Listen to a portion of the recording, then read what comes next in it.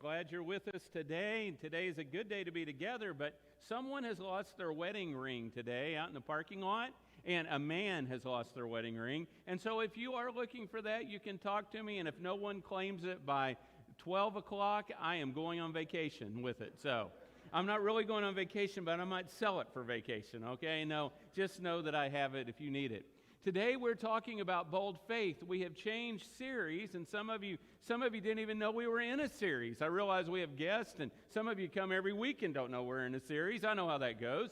But we're changing today into a new series, and I don't know if it's interesting to you, but I'll kind of share how we're kind of moving. It was time to finish where we were on The Lord Is and to go into something new. And a friend of mine, back probably in early June, maybe in May, he wrote to me, he does a lot of publishing, and he said, I would like you to write 5 devotionals for a book that I'm going to write, 5 one-page pieces. I would like you to write that out of Daniel and the men, Shadrach, Meshach, and Abednego that are in Daniel. I would like you to write that.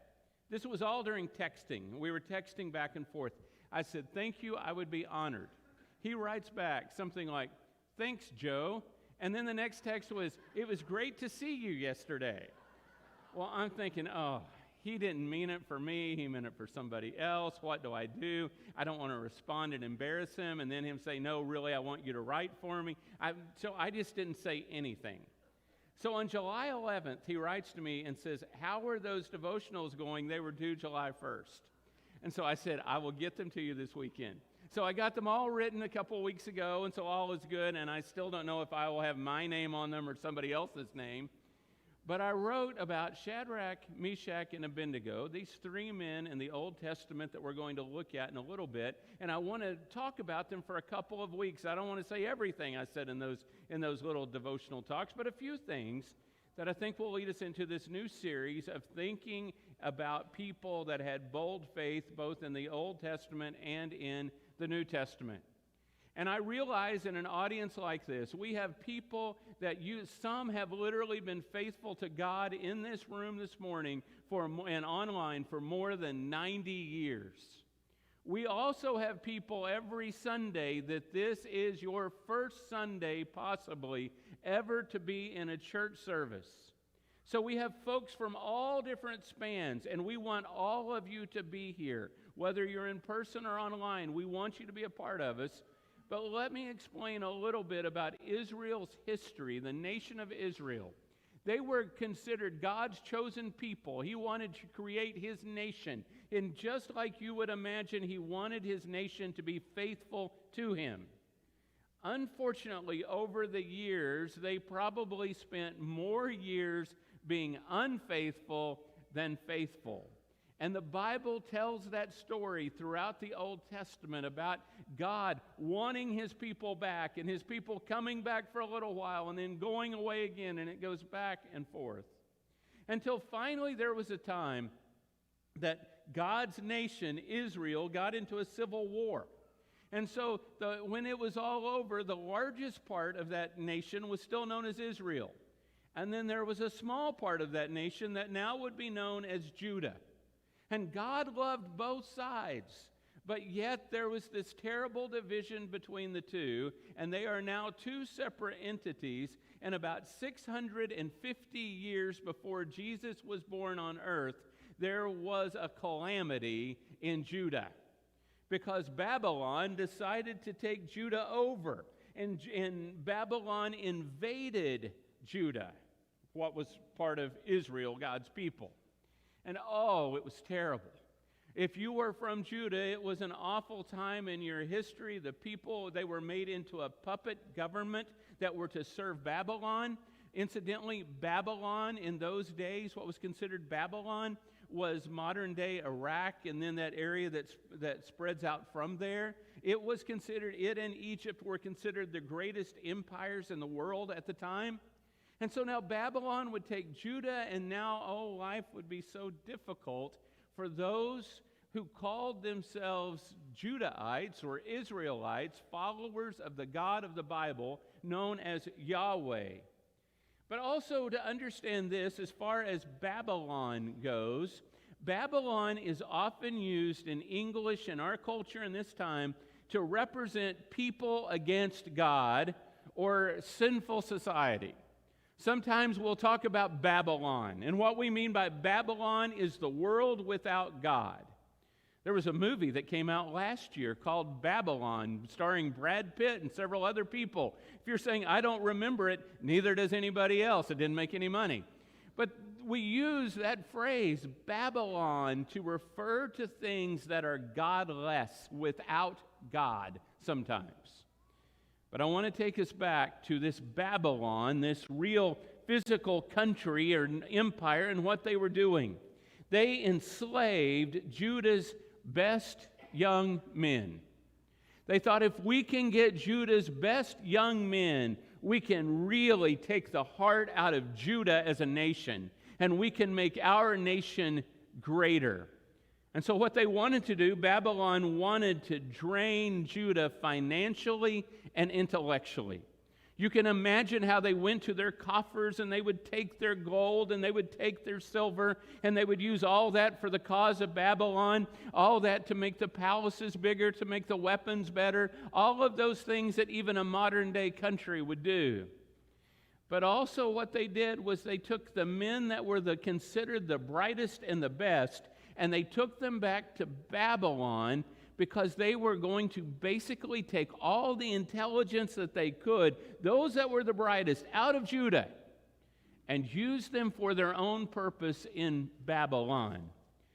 I want you to see where the Bible picks up here in the book of Daniel, in Daniel chapter 1, in verses 3 through 5. There's an odd name here in the beginning. The king ordered Ashpenaz, the chief of his court officials, to bring some of the Israelites from the royal family and from the nobility. Young men without any physical defect, good-looking, suitable for instruction in all wisdom, knowledgeable, perceptive, and capable of serving in the king's palace. Did you know that the Bible wrote about me? Did you realize that? Sorry, I'll just moan. It's okay. And to teach them the Chaldean language and literature. The king assigned them daily provisions from the royal food and from the wine that he drank. They were to be trained for 3 years, and at the end of the time, they were to serve in the king's court. Now, I want you to understand who these men are. These men are men who have been trained with privilege, probably with the best teachers, with the best tutors. They have been taught because they're of nobility. They have been taught because some are even from the king's family himself. And these men are considered the best looking when they walk into a room. Maybe the women look up and notice, and maybe the men start kind of getting up, trying to make their muscles look a little bigger because there's someone better looking than them in the room. When I was a kid, they would push on your arm so it'd make your arm fat come out and look like a muscle. You know what I'm talking about? You'd try to look a little bigger, a little stronger. Because when they walk in the room, these are the best looking, most fit men that from all of Judah. And they're also the ones that the teacher always calls on because they know all the answers. They are the ones that you want to have on your group chemistry project. They are the ones that know the answers. They're smart. But yet they have been taken out of Judah and into Babylon, where it is hoped that they will now work for the Babylonian Empire rather than for Judah's empire. And notice the plan was to reprogram Israel or Judah's best minds to work for Babylon. For 3 years they had them study Babylonian culture and tradition and Babylonian ways. And so you can imagine what it's like for those men as now they go to class every day and they go to functions every day, where now they're not in the way of Judah, but they are in the way of Babylon. And everything is so different from what it was back when they were at home. And then we get to Daniel chapter 1, verse 7. And there are 4 men there that we often call Daniel. We know Daniel, the book is named after him, Daniel. And then we usually call these men Shadrach, Meshach, and Abednego, which were going to be their Chaldean names, their Babylonian names. But I want you to see this verse. The chief official of Babylon gave them other names. He gave the name Belteshazzar to Daniel, Shadrach to Hananiah, Meshach to Mishael, and Abednego to Azariah. Now that doesn't sound like that big a deal. Some of you have moved to another nation and you have a different name, maybe that sounds like your name at home in your language, and you've changed because your name is difficult to understand in English or in a new culture. When I lived in Brazil, instead of being called David, usually I said I was Davi. Sounds similar, but just a little bit different, even a tiny bit different of a spelling. Doesn't seem that unusual, except it is because of what was happening here. Babylon was wanting to change the identity of these men. They are forcing these men, or trying to force these men, to completely change the identity of who they are. Wow, that sounds kind of scary, doesn't it, when you think about this? 3 years of study, now a different name. And so when we think about names, when you had children, if you have children, you probably thought for a long time, what is a great name? What sounds good for a name? If you wanted your son to be a football player, you might have named him with some strong name like Rocky or something that sounded strong and tough. And maybe it was something that just went together. It went with your last name, and it all sounded nice. But in ancient cultures, in cultures like in Judah, in Israel, in Babylon, and other ancient cultures, you were not named just a nice little word or phrase that went with your name, or phrase, word or title that went with your name. You were named a phrase. Literally a phrase named you. And so it wasn't, my mother probably would not have named me David. She would have named me, go clean up your room. That would have been more like my name she would have wanted. Because you were always testifying or saying something by your name. So in these names, for example, of people that we see in the Bible are Hebrew phrases that are being written down and repeated. So you get to Daniel. His Jewish name is Daniel, which means God is my judge. God is my judge. But his Babylonian name, Belteshazzar, that's a long name, isn't it? Shazam, right? Belteshazzar means favored by Bel. And so Bel was considered, some of you who have studied some other gods, was the equivalent of Marduk. Some of you have heard of Marduk before. This is the god of fertility. This is the god of the crops. This is the god of things that are created rather than the one true God, Yahweh. So when Daniel is back in Judah, people are saying when they call Daniel over, it's not just, hey, Daniel, come here. It is God is my judge. Please come here. Now what they'll be saying is, hey, favored by Bel, favored by the fertility god, you come to me. And so then we get to Hananiah. His Jewish name means beloved by the Lord. And so his mother would call, come to me, beloved by the Lord. But now he will have a Babylonian name, of Shadrach, which means illuminated by Rak, or probably it would be more like Rach, but we'll just call it Rak and be Texan here. He's illuminated by the sun god. Where does he get his intelligence? Where does he get his good looks? Not from Yahweh God, like the Bible would teach, but instead they would say that he gets his intelligence and his good looks from the sun god, from a created thing. Now when his name is called, something that is actually false is said rather than what is truth. So the Jewish name is Mishael. Who is like God? Not like a question that we don't know, but this man is like God. Who is like God? And remembering our God. But his Babylonian name, Meshach. Who is like Shak? Not like the basketball player, but who is like Shak, which was the equivalent of Venus. Venus was considered a god. So now all of these things are different until finally the last one we get to Azariah. Azariah means the Lord is my hope, or is my help. What a great name, to be known as Lord is my help. But now Azariah will be known as Abednego, which means servant of Nego, the fire god, servant of the fire god. Now this false teaching, this false doctrine will be repeated every time someone calls their name. Not today, but next week we will talk about them in the fire, in the furnace of fire.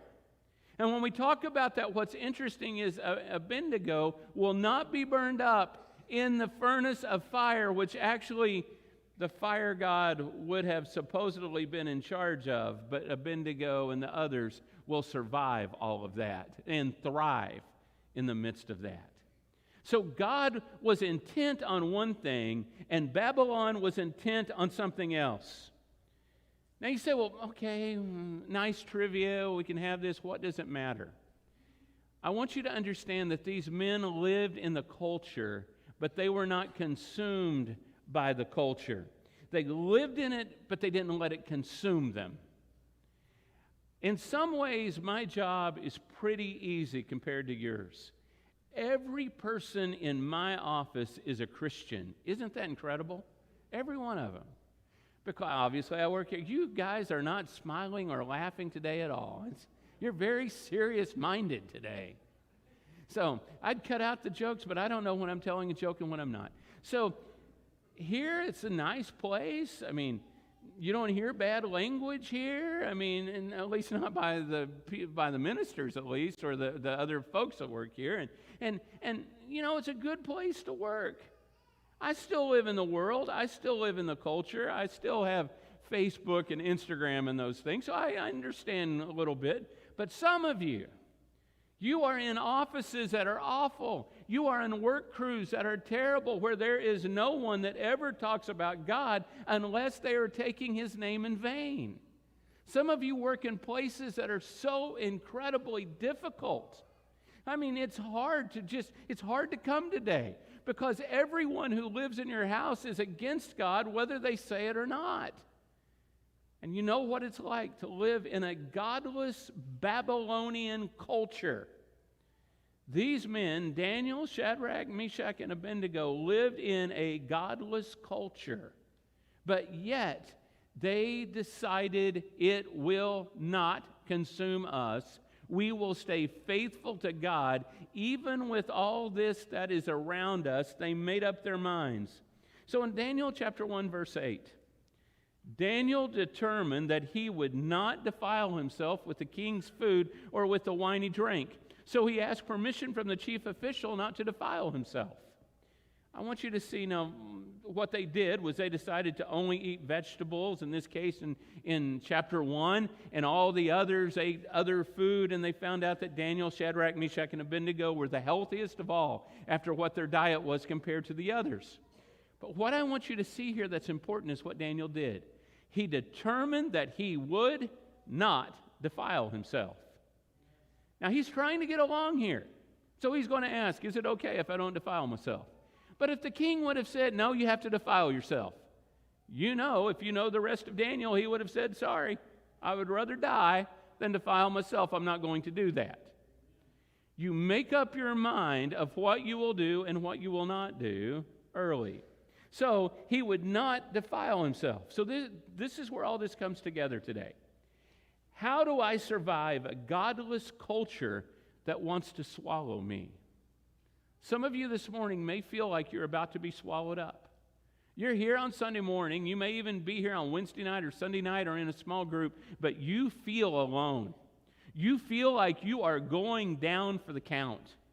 And I've shared this story 1,000 times, but that time that I spent 2 weeks in Chicago by myself downtown, and with no one around, the only people I talked to were waiters in restaurants, literally.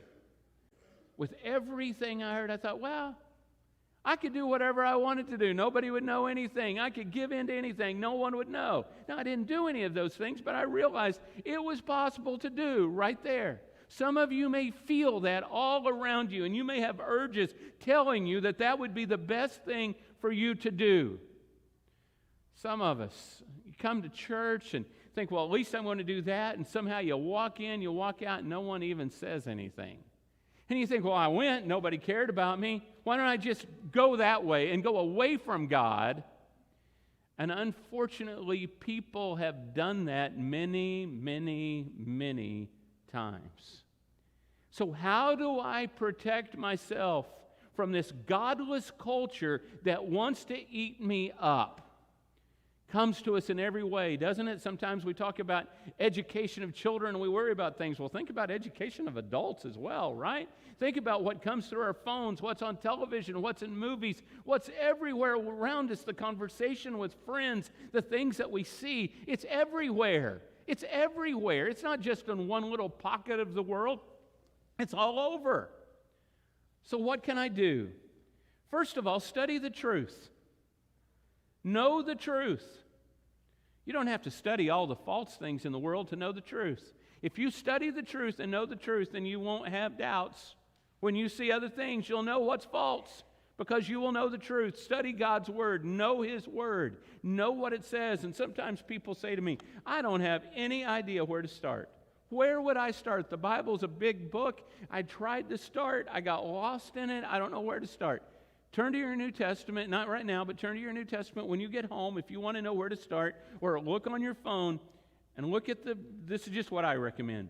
Go to the book of Luke in the New Testament, the Gospel of Luke. Read it all the way to the end. It'll take you like maybe an hour and a half to read it.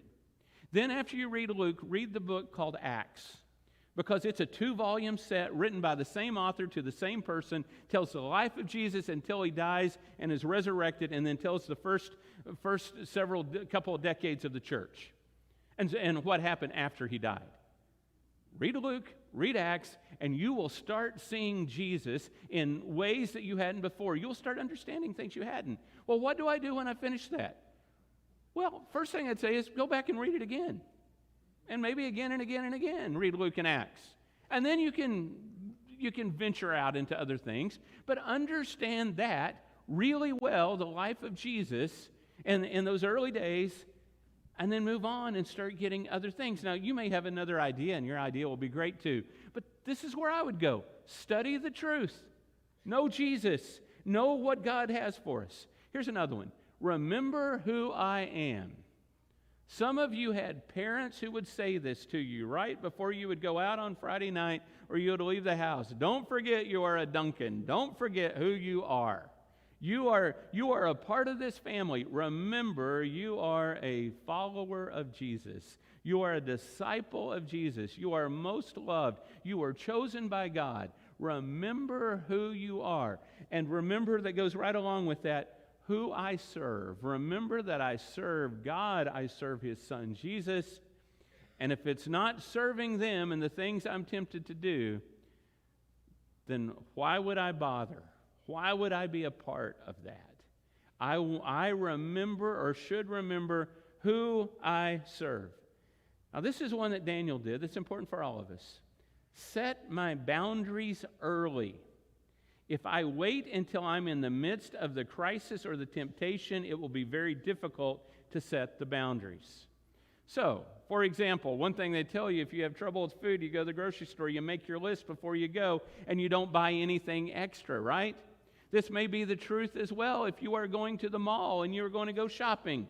Decide how much you're going to spend before you go, and don't go over that number. It's also a really great thing if you are dating. Decide your boundaries before you go on the date. Don't wait until you don't know when the other person doesn't know. Set your boundaries early. Daniel set his boundaries as to what he would do, what he was willing to do, and what he was not willing to do. I will not pass that. I will not eat that food. I will not do that. This is who I am because I remember who I am, and I remember whose I am, that I belong to God. And then focus on the prize. Focus on Jesus. In the book of Hebrews in the New Testament, it tells us to not take our eyes off Jesus. Put our eyes on Him and remember that is what this is about. This is not about me making more money. This is not about me having a great trip. This is not about me having a relationship with someone. This is about Jesus. Now, all these things may come. You may make money. You may have great relationships. All those things. You may have a great job. All those things may come. But life is about Jesus and focusing on Him and honoring Him. So we focus on the prize that someday we will be with Him forever. We don't give in because those boundaries have been set. We live in Babylon, right? And so therefore we have to know how to survive Babylon because Babylon will want to destroy us. So here's my question for you this morning. Will I stand up for my faith? Will I stand up? I've got to decide before I get into the mess that yes, I will. I have to decide that I am going to stand up and say, I believe in Jesus, and I will not back down from that. This morning at early service during the Lord's Supper, Jake Hicks told a story about when he was in the military in Iraq, in modern-day Babylon. And he told the story, or ancient Babylon, was there, and he told a story about how they were going over to talk to a village of some people who had been attacking American soldiers, this village had, and they go up to meet the head of the village, the imam and a sheikh, and he said, and the imam said to him, are you a follower of Christ? Now, can you imagine that for just a moment as you're having this question with him along with some other soldiers? Are you a follower of Christ? You might think if I say no, they will quit shooting at us. And he said, we all looked at each other and said, yes, we are. And the man said to him, we respect you, we will work with you. There is something about standing up for our faith. There will be times that people forget about us. There will be times that we are ridiculed, but there will be also times that shock us when people say, if nothing else, I respect you, and possibly even I want to join you. Well, I stand up for Jesus. Can you imagine what it would have been like in that last week as Jesus was in front of the Sanhedrin, in front of the Jewish teachers and government, if Jesus would have said, I'm done with this? Can you imagine what it would have been like when he was in front of Pilate and they were taking him out to beat him if Jesus would have said, nope, I've had enough. I'm done with this. Can you imagine what it would have been like at the cross if Jesus would have said, don't put in those nails, I'm done? Jesus never did that. He stood up for what was right. He stood up for us. He stood up for his Father. He did what was right. And today what we're asked to do is to stand up for what is right. To stand up for Jesus. This morning, maybe you're ready to be baptized, just like those we heard about from Sean today that have been baptized into Jesus. Several people have been this year. What a wonderful thing. Jesus forgives, and he gives grace. No doubt that some of us have not stood up when we should have, but Jesus gives grace. He'll forgive our sins. We'll receive the gift of the Holy Spirit in baptism. We will receive hope and help, and we'll receive what we need. And maybe you're there today and you need that, and we want to help you with that. You can be baptized today. To others of us, maybe you need to write to elders at mcoc.org and say, I need help. I'm struggling. Help me. Pray for me. Or maybe you need the prayers of everyone. Come this morning as we stand and sing.